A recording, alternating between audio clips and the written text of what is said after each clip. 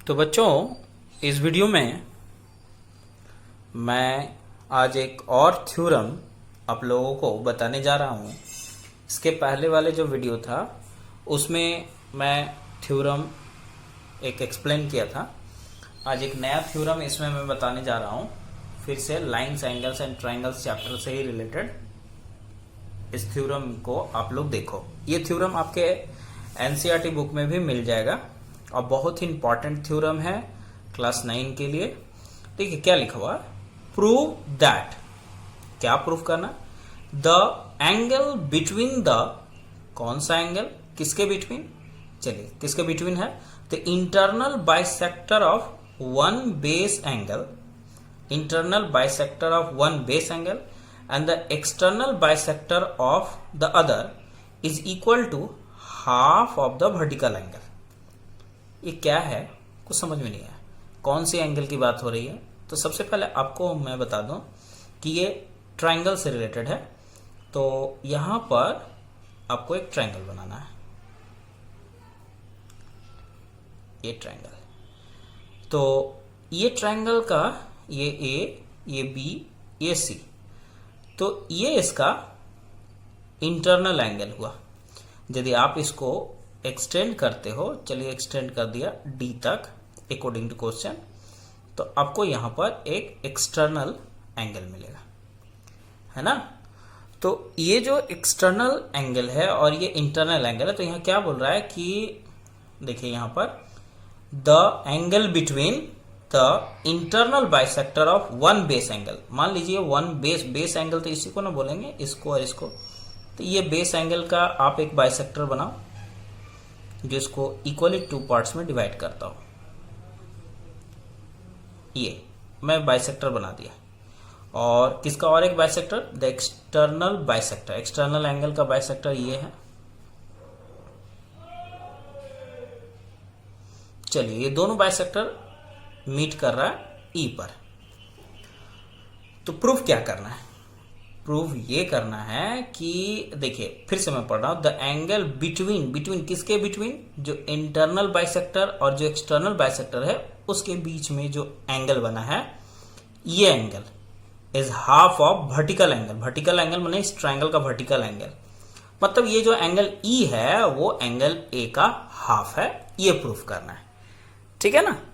तो चलिए मैं इसे प्रूफ करके दिखाता हूं। सबसे पहले अकॉर्डिंग टू क्वेश्चन जो जो दिया गया है वो यहां आपको मेंशन करना है। तो यहां आपको मेंशन करना है, क्या मेंशन करना है वो देखिए। गिवन में आपको वो पॉइंट्स लिखने होते हैं जो क्वेश्चन में दिया हुआ है। Given in triangle A B C, ये triangle B A B C में बी ये जो है B E and C E are the bisectors of angle B and angle A C D. क्योंकि देखिए बीई जो है वो एंगल बी का बाइसेक्टर है और जबकि सीई जो है वो एंगल ए सी डी का बाइसेक्टर है, ठीक है ना। Bisector of angle B and angle C respectively, ठीक है ना। और एक बात आपको लिखना है कि बीसी ने बीई, ये बीई है एंड सीई मीट एट ई पर ये लोग मीट करता है। अब आपको टू प्रूव में क्या लिखना है? तो आपको यहां to prove angle E equals to half of angle A, vertical angle, ये प्रूफ करना है। तो चलिए प्रूफ करते हैं। आगे क्या है प्रूफ के लिए, इसमें मैं आप लोग को दिखाता हूं। यहां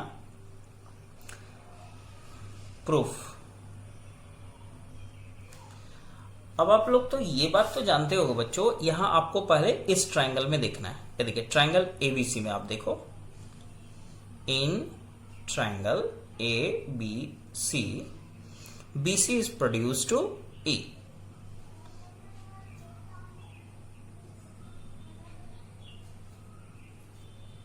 सॉरी E नहीं, D तक। BC is produced to D। तो ऐसा प्रोडक्ट प्रोड्यूस करने पर यहां जो एक्सटर्नल एंगल बना, एक्सटीरियर एंगल, वो क्या होता है कि इसको ऑपोजिट इंटीरियर एंगल के सम के इक्वल होता है। That means exterior angle ACD equals to its opposite, the sum of opposite to interior means angle A plus angle B। Okay, अब आपको करना क्या है बच्चों, यहां पर एंगल B का आप देख सकते हो हाफ हो रहा है, तो आपको इन दोनों साइड का हाफ करना है। ये हाफ वाला टर्म्स हमको आइडिया कहां से मिला? यदि कि आपको यहाँ हाफ एंगल ए मिल रहा है ना, तो हाफ होना चाहिए ना। तो चलिए यही से हाफ करते हैं। तो यहां पर आपको लिखना है half of angle A C D equals to half of angle A plus half of angle B. दोनों का हाफ कर दिया मैं। अब यदि आप इससे आगे बढ़ते हो तो आपको क्या मिलेगा? डायग्राम में आप देखो, एसीडी का हाफ, देखिए एसीडी का हाफ आप डायग्राम में देखो, ये रहा ए, ये रहा सी, ये रहा डी। एसीडी का हाफ, ये तो बाइसेक्टर है ना, तो आप एसीडी का हाफ जो है ये ले सकते हैं, ये वाला, ये ना हाफ है। एसीडी का यदि हाफ करते तो ये एंगल ई सी डी मिला half, ECD angle ECD equals to angle A का कोई हाफ नहीं है बच्चों।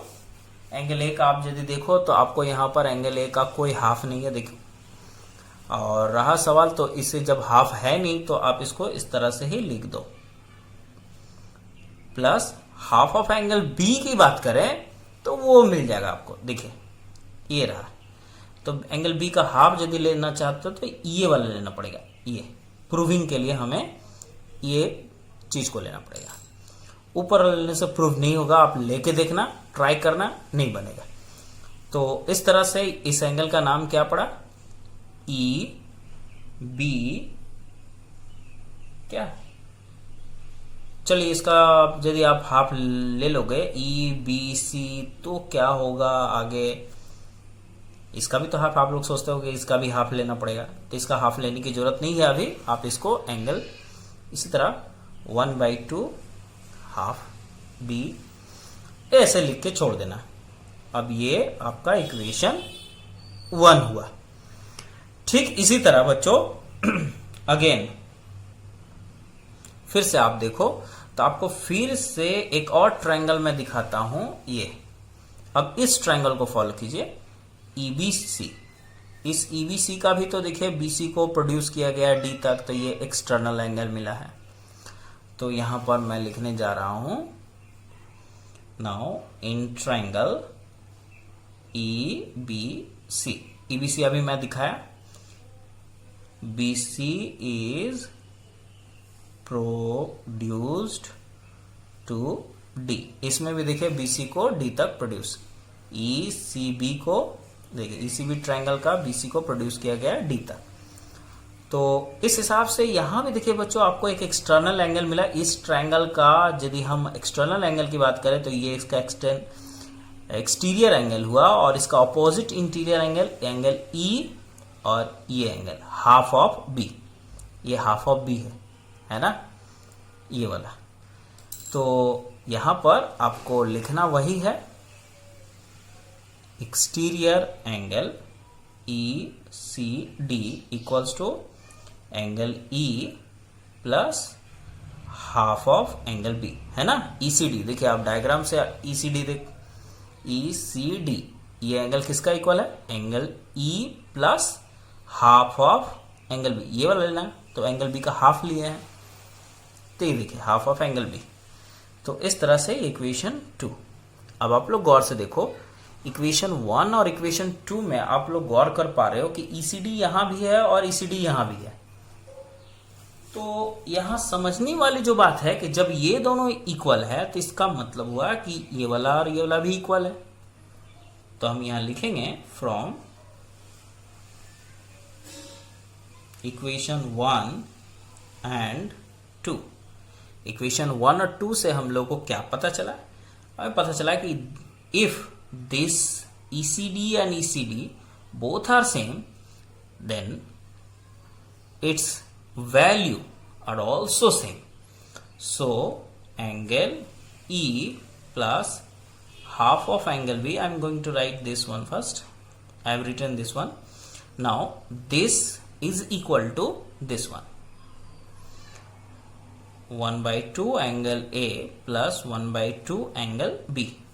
So you can understand if these two terms are equal, then its value are also equal. Now you can see here half of angle B and half of angle B, both sides are equal, so they are reduced. Therefore angle E equals to half of angle A. Now this one you have to prove. Angle E equals to half of angle A. So बच्चों, आप लोग को उम्मीद करते हैं कि ये बहुत इजीली आप लोग को समझ में आ गया होगा। इसी तरह का डिटो एक क्वेश्चन एनसीईआरटी में भी है। ये तो मैं RS अग्रवाल से मैं बना रहा हूं और काफी इंपॉर्टेंट ये थ्योरम है। आप लोग इसे जरूर पढ़ लो। आप लोग के एग्जाम में ये थ्योरम फ्रिक्वेंटली आते रहता है क्लास 9 के एग्जाम में। आप एनसीईआरटी के जो लाइन्स एंड एंगल्स चैप्टर है, आप शायद उसमें आप देख पाओगे, है ना। सबसे लास्ट जो एक्सरसाइज है, सबसे लास्ट एक्सरसाइज, सबसे लास्ट क्वेश्चन में ये दिया हुआ है। ठीक है, तो ये रहा, आप फिर से देख लो ऊपर से नीचे तक। तो नेक्स्ट वीडियो में मैं जरूर आप लोगों के लिए फिर से नेक्स्ट थ्योरम बताऊंगा। और इसके पहले जो मैं थ्योरम बताया था, थ्योरम 1 इसी चैप्टर का, उसका डिस्क्रिप्शन आपको नीचे मिल जाएगा। मैंने उसका लिंक जो है डिस्क्रिप्शन में मिल जाएगा, आप वहां से देख सकते हो। तब तक के लिए आप लोग इस चैनल को सब्सक्राइब कर लो और अपने दोस्तों में शेयर कर लो। मैं बहुत जल्द यूट्यूब में ऑनलाइन पढ़ाऊंगा, तो उस समय आप लोग वहां से कवर कर सकते हो।